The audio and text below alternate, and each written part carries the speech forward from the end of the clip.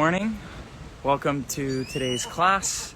We're going to reduce some stress, we'll do a couple movements, and we may bring some people up to have some discussions. Please let me know when your birthday is in the comments, and share one thing that you want to get out of today's class. We're actually in Playa del Carmen right now.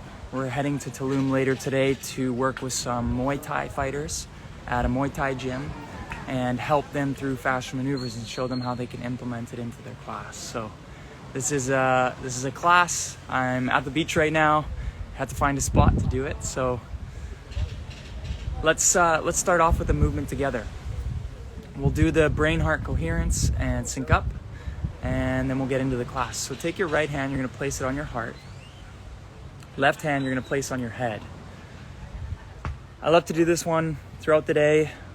Anytime that I feel stressed, anytime that I want to come back into my body. So breathe in through the mouth.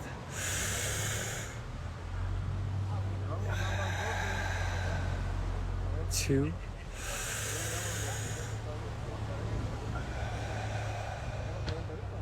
3. Breathe in through the nose. 2. 3. Okay, shake it off. Shake off your hands. Hopefully there's not too much noise here. Okay, a lot of neck pain in the comments. Okay, let's do something for neck pain. I'll just let this tractor move by first. Hey, when you do it live, and you want to still live your life, you gotta just pick up, find a spot. Sometimes you can't plan things. You just gotta go with the flow. Okay, so neck pain. Let's do the ear pull.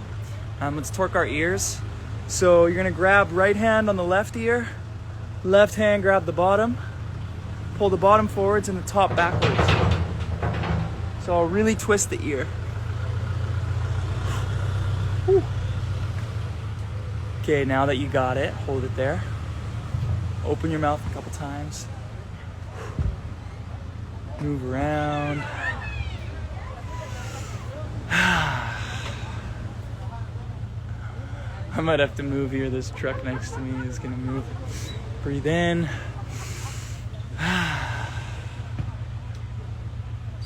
2.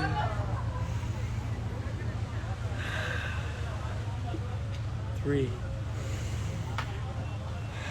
And relax. Shake it off. Let's do the other side. Left hand, grab the top of your right ear. Right hand, grab the bottom of the ear. Pull the bottom forwards and the top backwards. Twist it really tight.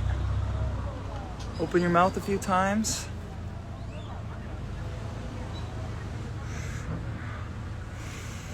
Breathe.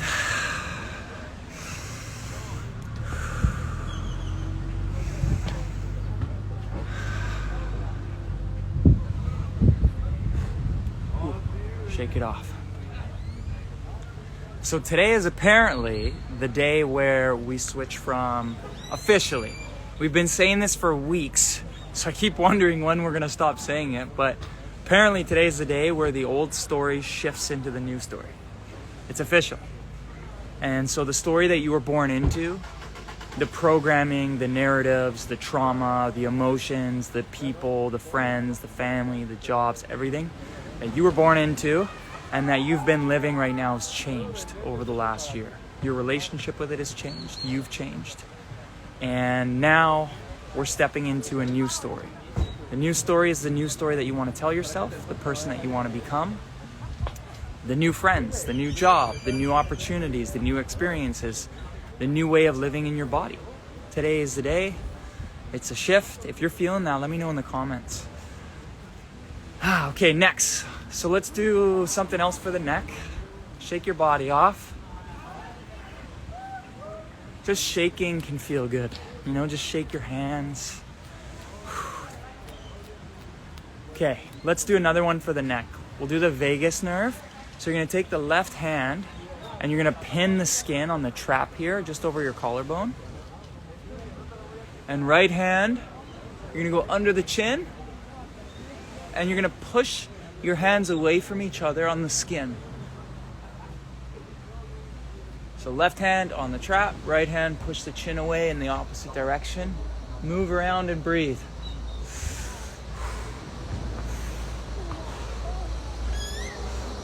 Vagus nerve connects the nervous system to the body.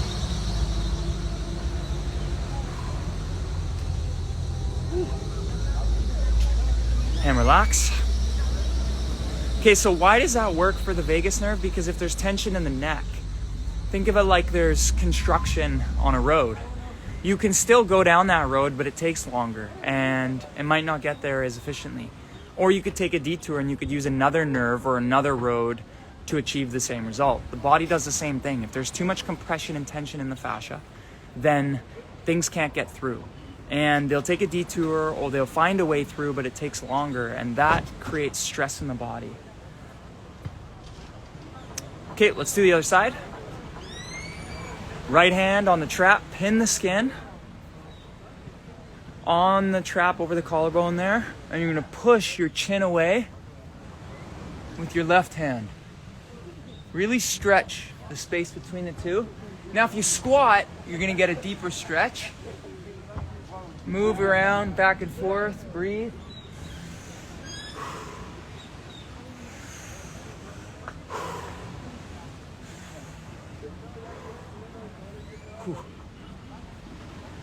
Okay, so that will open up the vagus nerve. Notice if you feel a little bit calmer just from doing that. Sometimes it creates a little bit of tension in the back, which we can get to right now, but I want you to just pay attention to how you're feeling just from doing that. Do you feel like you can breathe more on one side? Do you feel like you almost like move down an elevator, like a floor in your body? Sometimes you'll get a big shift like that. Okay, the next movement we're gonna do is anti-gravity, and this one's a full spinal decompression. So what happens is as you sit in a chair, you compress your upper body, the weight of your upper body goes and it sits on the lower half of your abdomen. So when you sit, it goes, and all the weight here pushes down into the pelvic floor. That pushes the fascia, pushes the organs, and everything into the pelvic floor. And you sit there for hours and it gets sticky. It starts to stick to each other, so now it's compressed. Now your organs aren't flowing properly, your digestion stops working properly, you start getting lower back tension, you start getting tension in your chest, your shoulders start to roll forward, your neck starts to change posture, and so everything starts to create a pattern in the body. Now, anti-gravity, what we're doing is we're actually pulling all the little spinal vertebrae, they're getting pulled one up and creating space between all of them so you get taller. But as you do that, you're actually pulling also up through the abdomen, through the spine here. That creates space for your digestive system as well. So when you do anti-gravity, you're gonna feel high afterwards. That's normal because we're opening up all of the intestines where the feel-good hormones get released. So let's do it together. You're gonna take your hands, and you're gonna interlock them, and you're gonna put them on the base of your neck right on your skin. Like that. Okay, so if you have long hair, go underneath. Pull on the skin like you're trying to pull your skin up. And then you're gonna lift your shoulders or your elbows to the sky. Like you're pulling a t-shirt off your back. Look up, breathe in through the mouth. Breathe in more, hold. Slowly look to the right. Keep holding, slowly look to the left. Exhale. Breathe in through the mouth. More. Back to the center, go to the right. Hold it. Center, left. Hold it. Exhale. Come back to center. Breathe in through the nose. 2. Let it out. 3. Good. Tuck your chin. Keep the tension, pulling the skin up. Tuck your elbows. Breathe in through the mouth. Look up with just your head to the right. Exhale down. Breathe in. look up to the left, exhale down, in, right, exhale down, in, left, down, in, right, down, in, left, down. Now I want you to squat. As you squat, push your butt back, pull the skin on your neck away from your butt. Breathe in, look up to the right, exhale down. Breathe in, look up to the left, exhale down.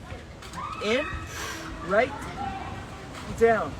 In, left, down. In, right, down. In, left, down. Good. Now you're gonna come into a full squat. Tuck your chin, tuck your elbows. Breathe.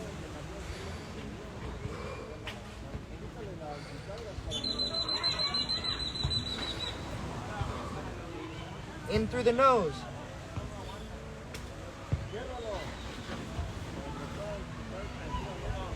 Come on up, butt first. And then slowly uncurl one vertebrae at a time till you're looking up at the sky. Whew. Okay. You're gonna be lightheaded. Shake off your arms. Whew. Okay, anti-gravity. It's one of the best maneuvers you can do for healing your body, opening up your spine, creating space in your digestive system, getting taller, changing your posture. One of the things we talk about is the bones, the muscles, and the tendons, the organs, everything lives inside the fascia. And when we do a lot of movement practices, we're working on the muscles or we're working on the bones. And if you do that, that's okay, but there's still a fascial restriction that pulls it out of place. So when you work on the fascia, the bones, the muscles, the tendons, the ligaments, and the organs start to reset naturally. They'll find the natural position. And one of the things that we talk about with posture is you might have perfect posture, but you might be in a lot of pain. So what is really the goal here? Is your goal to move optimally and be out of pain, or is your goal to have good posture and look a certain way? I feel awake and aware. Awesome. Okay, let me know in the comments how you're feeling. Where are you? It's so pretty. We're in Playa del Carmen. Maybe after I'll take you guys on a little tour. We can take a look at the beach. There's just too much wind there right now. We were doing a class on the beach, and then we were gonna go to a restaurant and hopefully get Wi-Fi there, and then I didn't have time. So I was like, I'll just pull up in the parking lot, find a spot. Yes, in Mexico. Hey Courtney, clear-headed and calm. Nice. Feeling out of body this week. Yeah, you know what? Things have felt different. Like, I didn't feel like my thoughts were in the past, and I didn't feel like I had a story for the future. And it was a really weird feeling for me.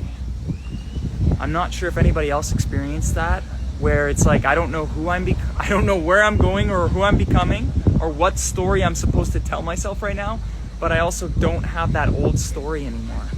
It's a very weird feeling. Normally I have an exact story that I'm telling myself all the time. I did that lying down in bed and that felt amazing. Awesome. Okay, timelines are colliding. Yeah, we're about to go into a big shift. The world's changing right now, I feel it. And I feel like people's bodies are starting to break down, but the people in our community are starting to perform better. So there's something going on here. That makes sense. Yes, me too. Don't jump into cenotes there.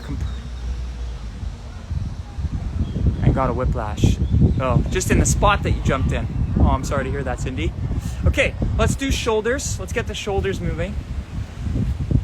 Right hand, you're gonna grab the collarbone. I like to grab the collarbone when you do this. You don't have to, but if you grab the collarbone and you pull it back, it creates a stretching sensation through here, and it rotates the bones of the rib cage in the front, the collarbone on the top here, and then the first rib, and then also the shoulder blade in the back. So it actually creates that rotation.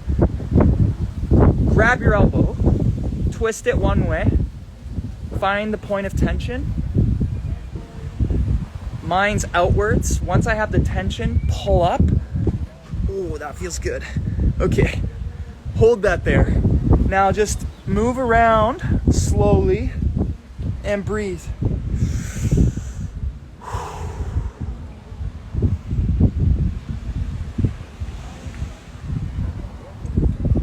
Stick your chest out. Look up.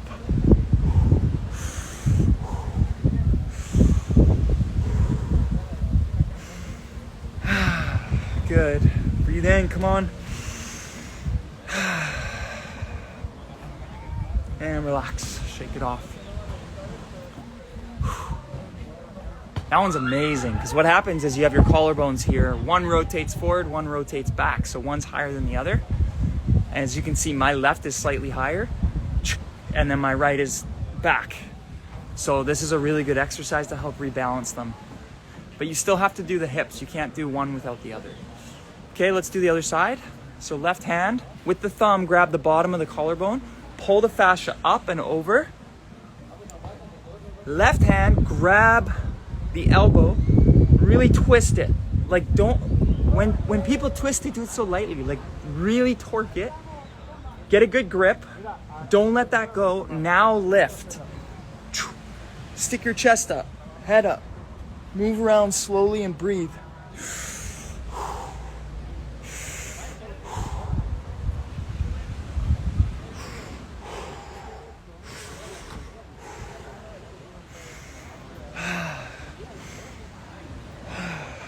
Good.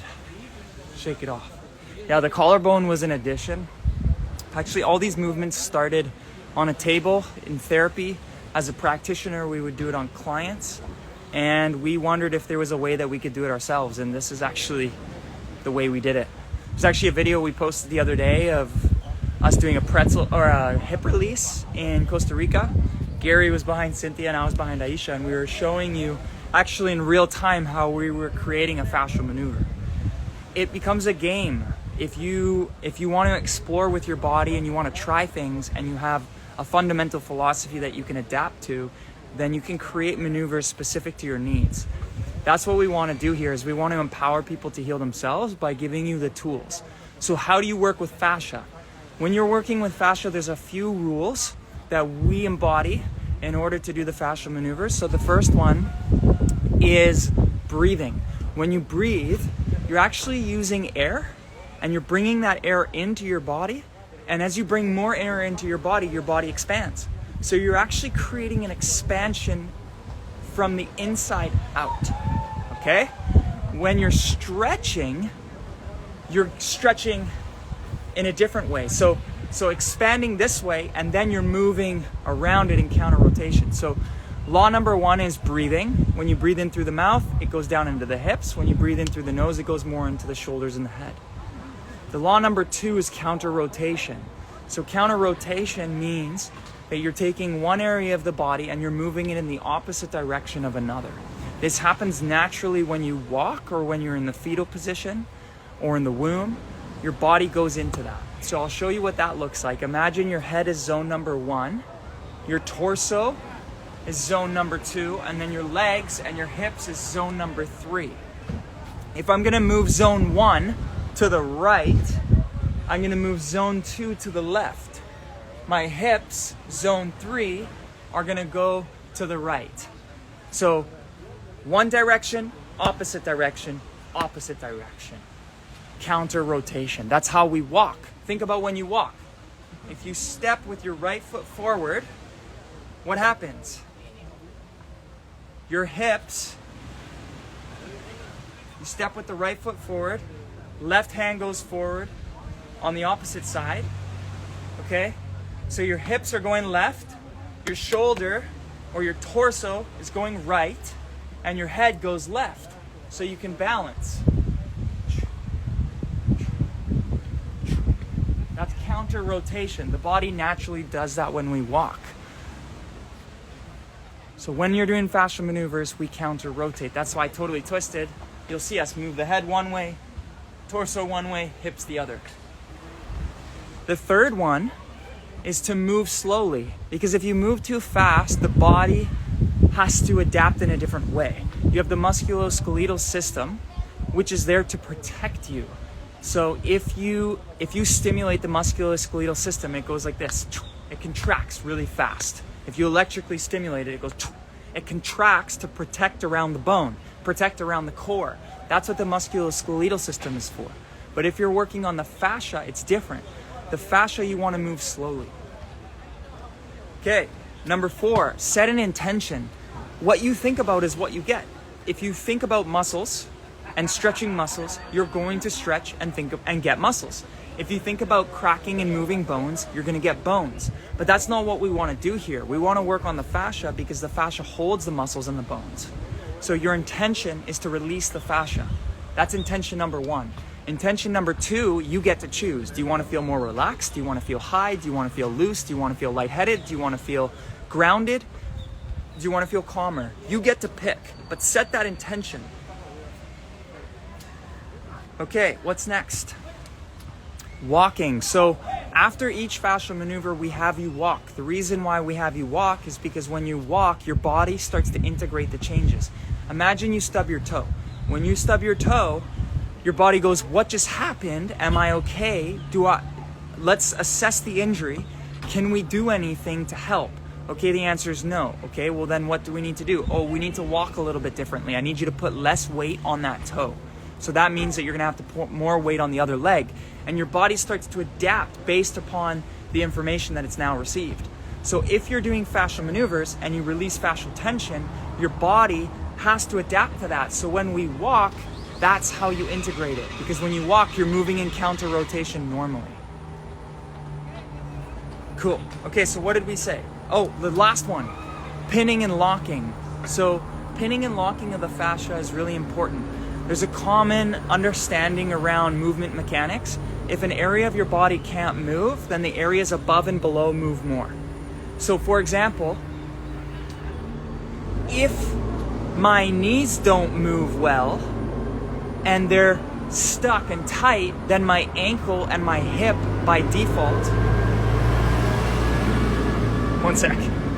We're in a parking lot, so if my knees don't move, then my ankle and my hip have to move more. If my lower back doesn't move, then my hips and my mid-back have to move more. They have to create more mobility. Because you still have to achieve the movement, you just have to find another way to do it. So think of it like this. If this is tight, if the middle part, the forearm is tight, then the hand and the upper arm have to move more to compensate. So what we're doing in the fascial maneuvers is we're pinning and locking 2 areas and we're moving the 3rd one purposefully. If we pin and lock an area, then it forces the other areas to move more. I'll give an example. Totally twisted. When you cross your leg over, you actually lock the lower half of your body so it can't move. Now, you cross your arms over. So, if I turn my head to the right, my hips to the right, I've locked those 2 positions so they can't move. Now, move the upper body to the left. Because I've pinned 2 areas, I have to be able to move more in an area that I don't have much movement, which is my spine. That's why Totally Twisted is so effective. So when you turn the head and you turn the lower body, you're locking it in place, creating more movement around the spine. And then you switch sides and you go the other way. So, pin and lock the fascia, move slow, counter rotate, breathe, set intentions, and then walk after each maneuver to integrate the changes. Those are the laws of working with fascia. If you're not doing those things, it doesn't work.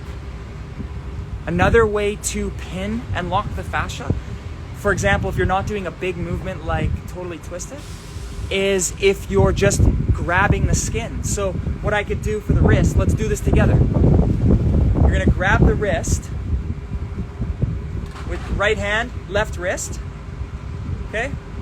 Pull the skin towards you and push your hand through like you're putting on a glove. Okay? Now, twist the skin out. And now slowly move your hand around. Now, because this can't move, more movement has to be created here in order to accomplish the same goal. Move it around. Move it around, move it around. Okay, relax. Walk around and feel the change.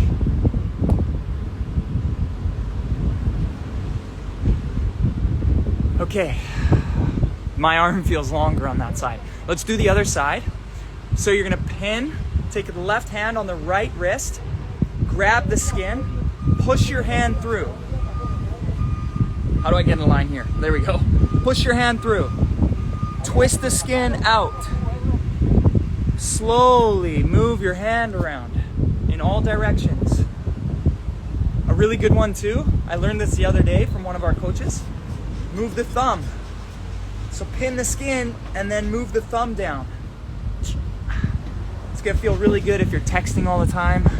Somebody has a frozen trigger thumb there, so pin really tight there and then stretch the fascia. Okay, and relax. Shake off your hands. I want you to pay attention to changes in your body just from doing that. Do you feel calmer? Do you feel like there's more space in your head? Do you feel like you have longer arms? Okay, so that's another way to pin and lock the fascia. Now I'm gonna show you one more. Okay, I want you to imagine your arm like it was a tube of toothpaste. You've got different pressure components. So just like we broke the body into 3 zones, the head, the torso, and the legs, we're gonna do that with the arm. So you've got zone 1, the hand, zone 2, the forearm, and zone 3, the upper arm. We're gonna pin and lock 2 zones to create a result in the other one, okay? So 2 zones can't move. That means all the pressure drives into the other zone and it creates a release. It doesn't have a choice, because imagine all of the fluid, all of the air, all of the fascia, all of the water, all of the nutrients in your body get squeezed into that one spot that is not being locked. So you're gonna do it with your hand. You're gonna take your right hand, put it out in front of you. We're gonna pin zone 1, your hand. Pull the fingers back. Okay? Your hand can't move anymore. It's stuck. That's what we want. Now, slowly bring your elbow in to your side. Now you've pinned zone 3. No more pressure can go in here. No more pressure can go into the hand, which forces all of the oxygen, nutrients, fascia, water, everything into this compartment. Okay? So all of this space is gonna have to expand to compensate for the movement. Really pull the fingers. The more you pull the fingers, the more fascia gets pushed into the forearm. Now, slowly bring your hand up to your shoulder, turn the fingers out. Now we're adding that rotation, counter rotation.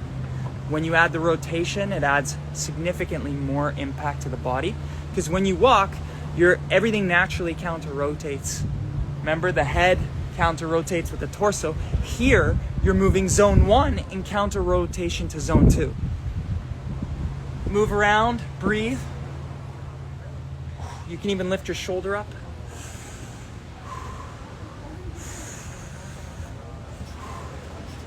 Whew. Okay, relax. Shake off your hand. Ow. Sometimes that one hurts. But you see how we did the head, torso, legs, zone 1, zone 2, zone 3. Zone 1 was twisting counter to zone 2, which was then twisting counter to zone 3. That's how we work with fascia. That's the laws of the fascial maneuvers. I don't know what's going on here. That's the laws of fascial maneuvers. And if you can take those philosophies and those laws and apply them to your movements, you can create any fascial maneuver.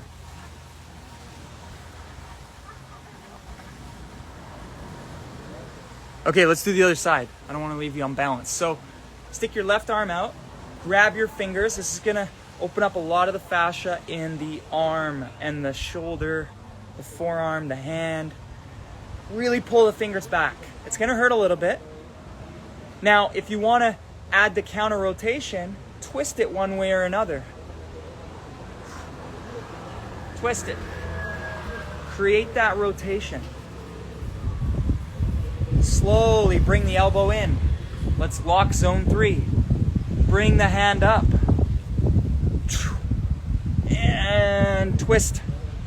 Now turn around and breathe.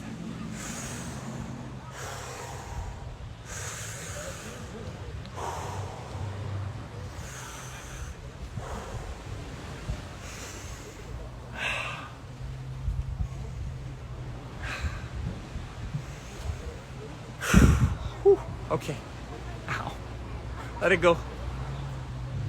Now, integrate one of the other laws. Walk. Let your body understand what just happened. You just release tension and restrictions in an area of the body. When you walk, your body goes, oh, something changed. For the first 45 seconds, it's confused. Then the next 45 seconds, it goes, okay, I understand. I see where you're going with this.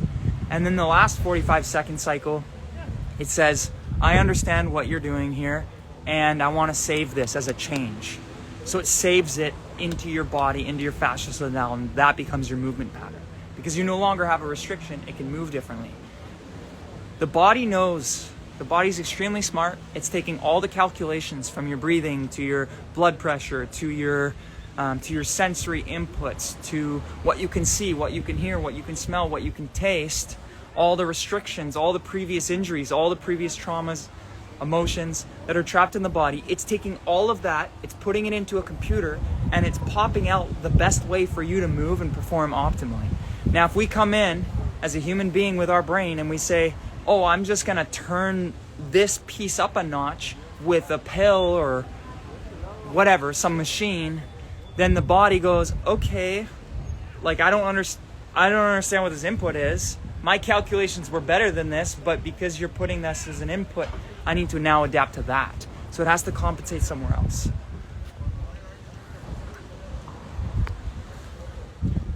Okay, let's do the fingers. So we'll do the thumb.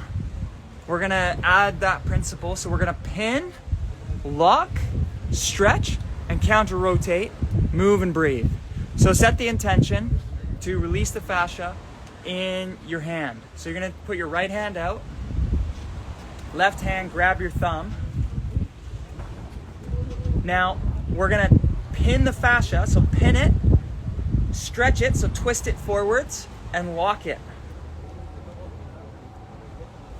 That gets the rotation. Pull it in nice and tight to your body. Now let's rotate the rest of our body. So turn your upper body to the right, head to the left, squat and breathe. 2, 3. In through the nose. 2, 3. And relax, shake it off.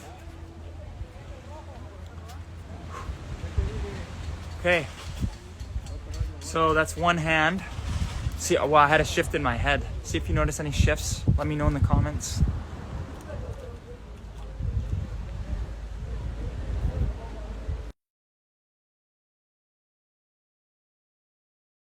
Up, grab the right finger, twist it forwards, pin, lock, and stretch.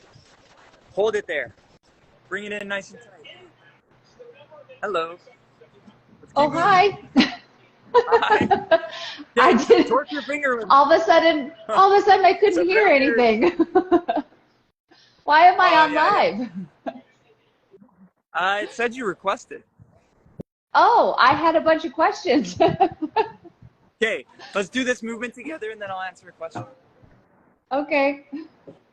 Grab your left thumb, twist it forward. And then another way you can get it is actually try and pull it off, but don't let go. Bring your hands in close. Body to the left, head to the right. Squat and breathe. 2,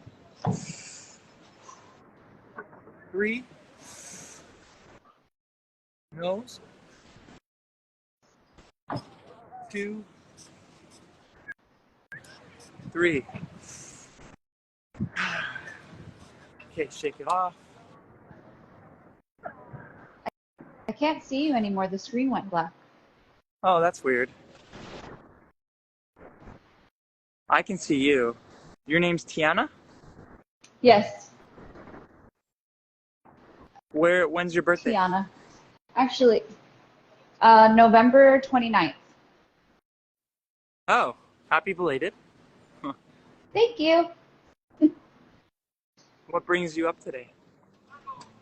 I actually had a question about the pinky. Funny one. That was one of my questions. Is from the upper reset. I feel like every time I miss the direction of the pinky. So I think the thumb goes out, first finger goes in, second finger goes in, ring finger goes out.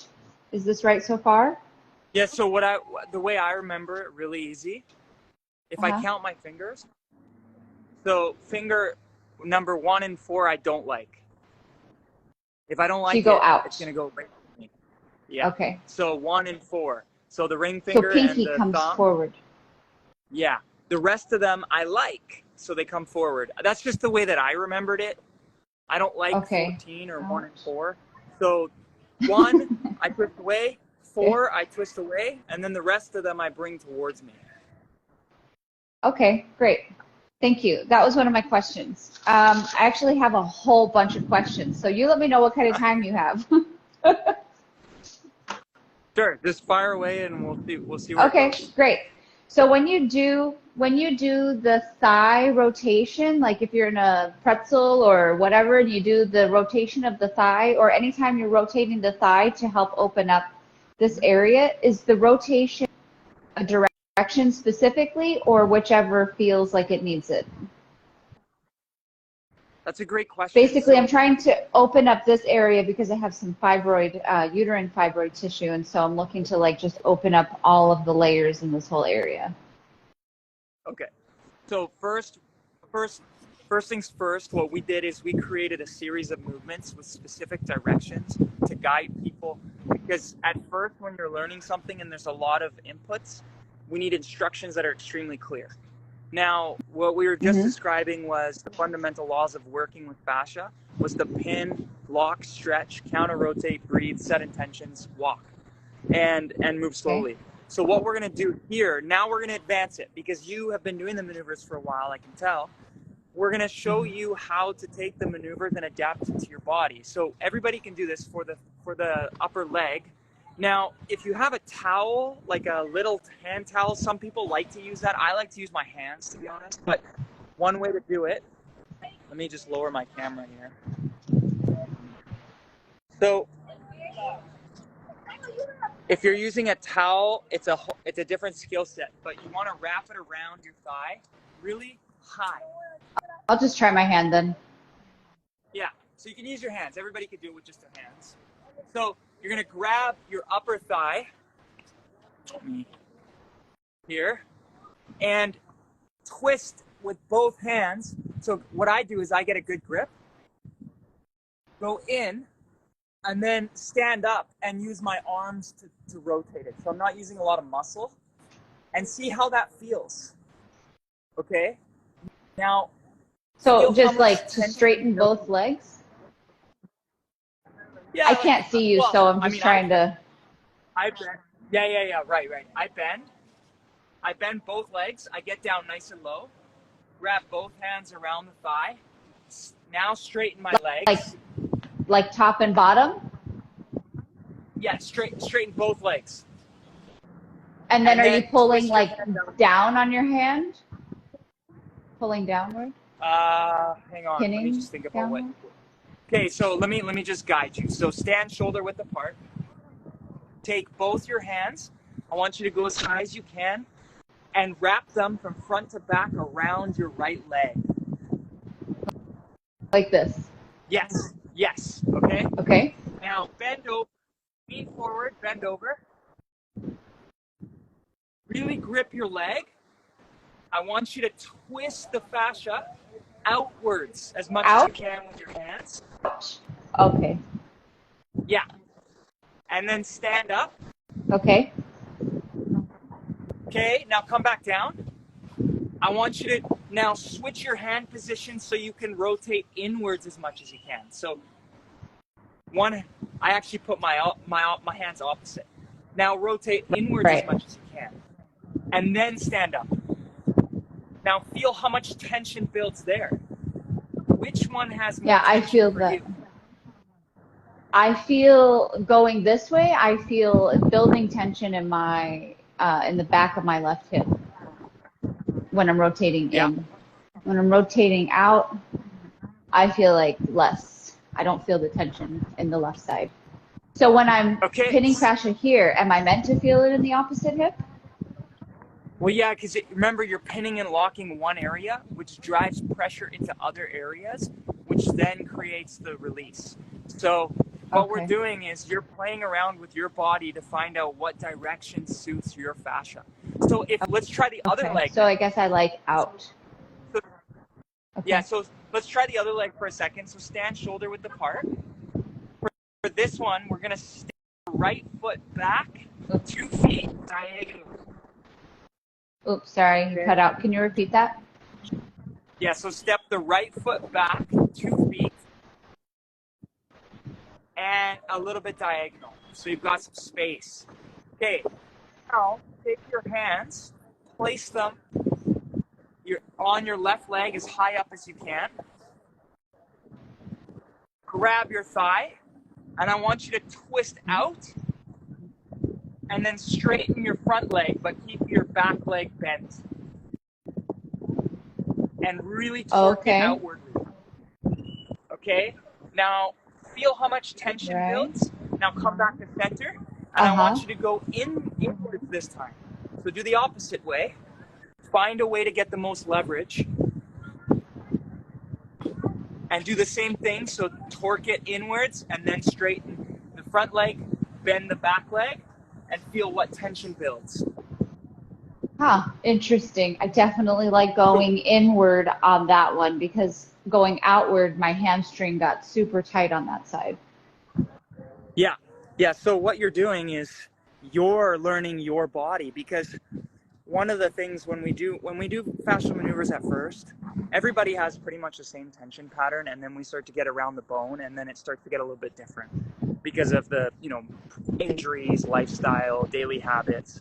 So now when you find tension when you're rotating, you want to go that way. If you rotate and there's no tension, then you don't want to go that way. Yeah. Oh, Now, for so somebody you who, want to feel the oh, go ahead. tension because that. Yes. So I guess I'm glad you just said that to clarify, because I was thinking it would be the opposite, because was watching one of the videos where they were doing the knee torque, and to feel how it opens up the fascia going one direction and it helps release it the other. So I was trying to relate that idea to what we were just doing, but you're saying to continue doing the movement in the positioning that felt the most tension, because then that will provide the release. Exactly. So think of the elbow. Like bring your arm up right now, grab the elbow, and twist it outward, and then twist it inwards. Right. Okay. The one that has more tension, hold that one and then move. That's right. And it's funny because that changes. Is that typical for it to change from day to day? Which direction there's more tension? Oh, okay. Because I thought maybe I'm just remembering it wrong every single time, but that couldn't be. Yeah, and the part that I love about knowing how to test for your own body is that you never have to remember anything. So today, you might have more tension going outwards than another day. Now, I like to pay attention to the changes. So, why is it different today than it was yesterday? Did I do something differently? So I can start to understand how the behaviors that I have in my life are impacting my body in real time. Now, for your leg, sitting again, so what I want you to do when you're doing your leg release like that is to actually play with, is it better when you go higher up on the thigh? Is it better when you go lower? Is it better when your feet are really close? Is it better when they're further apart? Is it better when one knee is straight and the other one is bent? Is it better when you bend both? There's an infinite number of ways to do this, as long as you're applying the fundamental laws that we talked about. They're about Okay. to move. So then I have a question then with that. Yeah.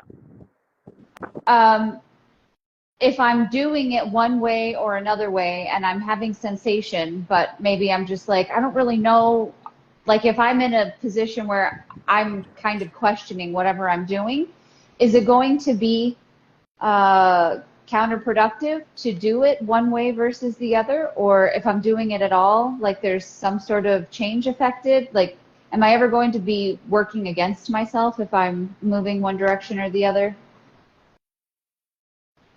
Like if I'm so backward and I'm not understanding the sensation and what's better, if I'm, Yeah, you give me know, am 2 I ever seconds. going to be, oh, sorry, I can't see you, so I didn't know what you're doing. Go for it.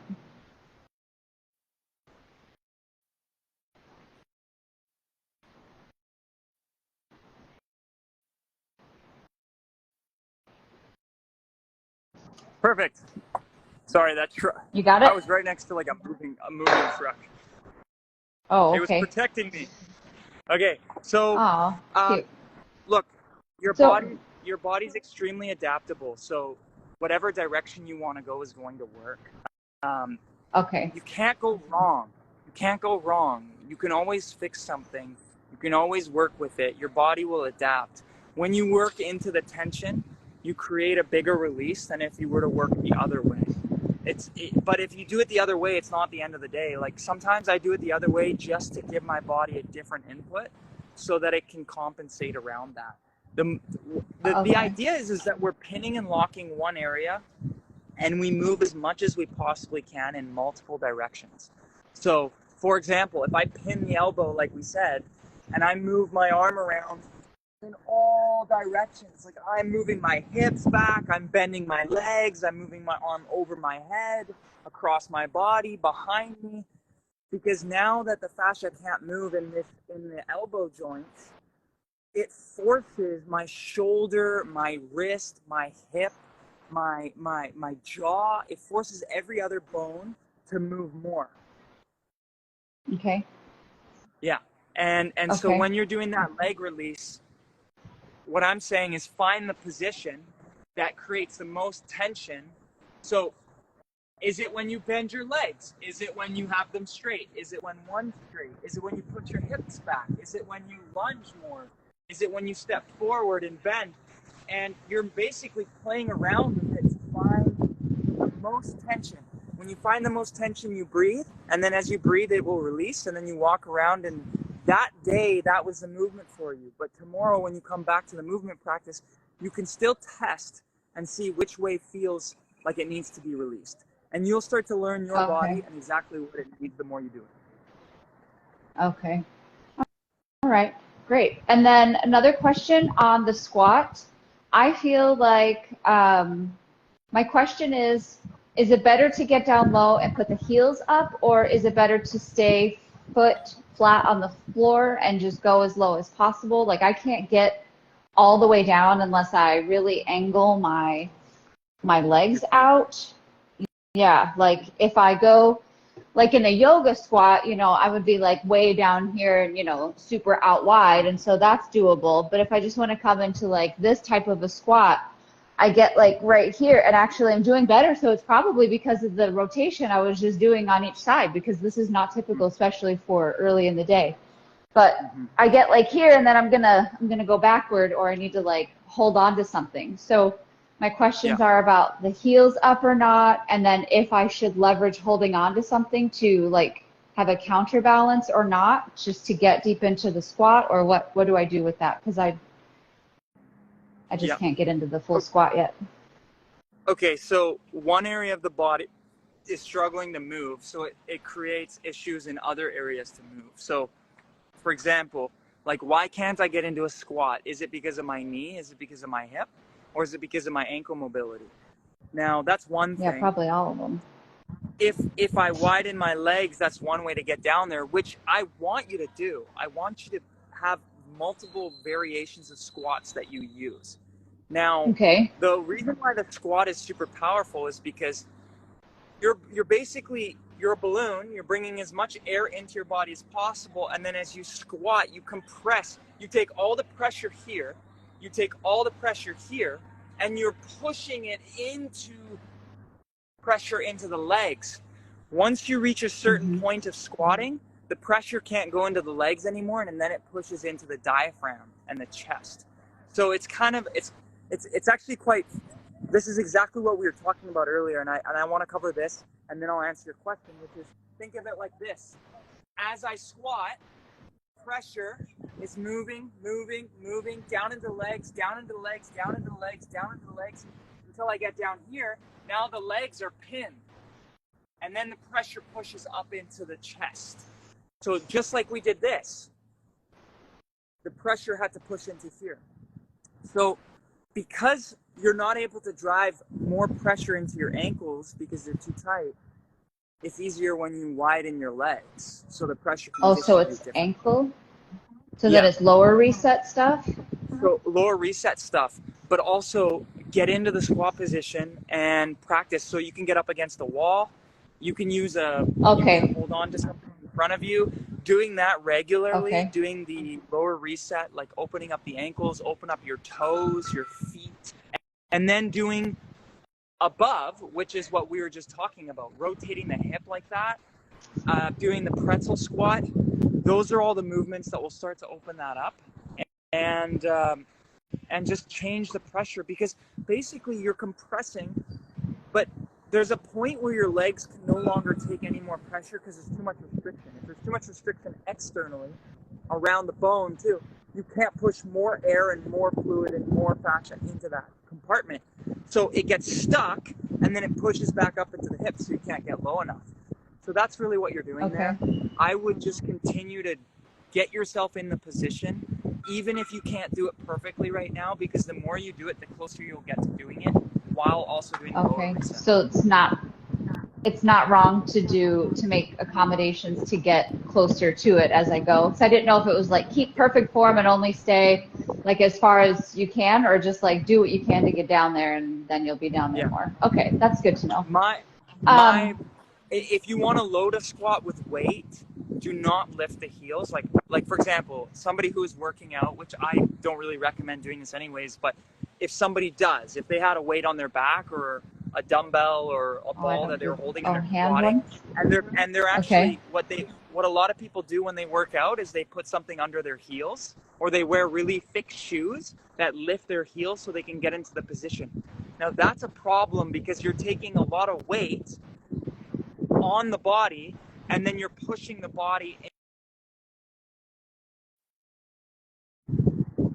I lost service for a second there, sorry. So you're taking weight and you're going into a position where the body has trouble getting to it anyways. So it actually creates more dysfunction. So for people who are working out that want to compensate by lifting their heels by wearing shoes or a heel lift while lifting weight, that's a problem. But for you, because you're doing it body weight, I want you to just continue to try until your body can drive pressure into those areas. Okay.